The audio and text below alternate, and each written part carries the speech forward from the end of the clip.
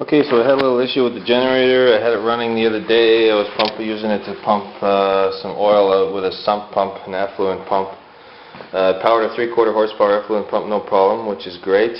But then I just went to start it without wanting to use it for anything, and it wouldn't start.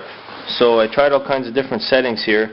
This is choke on, choke off, pumping up the fuel. I opened up the side here and replaced the spark plug. Wasn't sure if that was maybe fouling or not, but okay, so what I'm going to do is we're going to use one of these electrical meters that you normally use for AC house wiring, and you can actually hold it close to the spark plug, and as you pull the pull cord, you see the flashes there? So you know it's getting spark.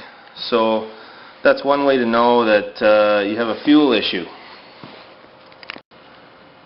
Okay, so now that we know we have a fuel issue, the solution from a blog on one of these websites from the UK about these generators is that it's typically something in the jet, and this is a brand new machine. So what you do is you put a bowl under here, you open up this with a 10mm wrench, drain the float bowl, then there's another screw in the bottom here that comes out, and that's also a 10mm, and the float bowl pulls right off, and there's a pin in the float, and I'm not going to show you that stuff now, unfortunately, because it's all back together and working again.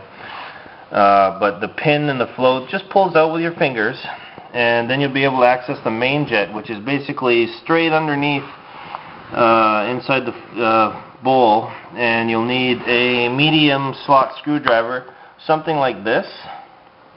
And you basically insert this down here, you'll go up into the main jet and unscrew it, and it's a two-piece main jet. There's a little brass piece in the bottom, and then there's a bigger brass piece that has tiny little holes in there.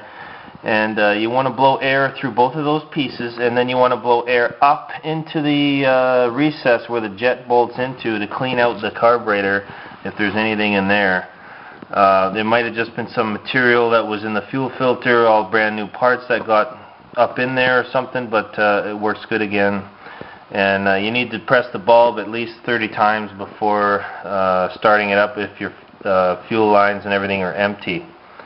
And make sure your oil is all the way up, literally almost coming out of the hole, because there is no oil shut off, and typically when you have the oil level in here, it's going to be too low from the manufacturer's recommendation. So the guys in the UK say fill it up so that it's almost coming out of the fill hole if the generator is level, so then you never have any problems with premature engine shutdown due to low oil.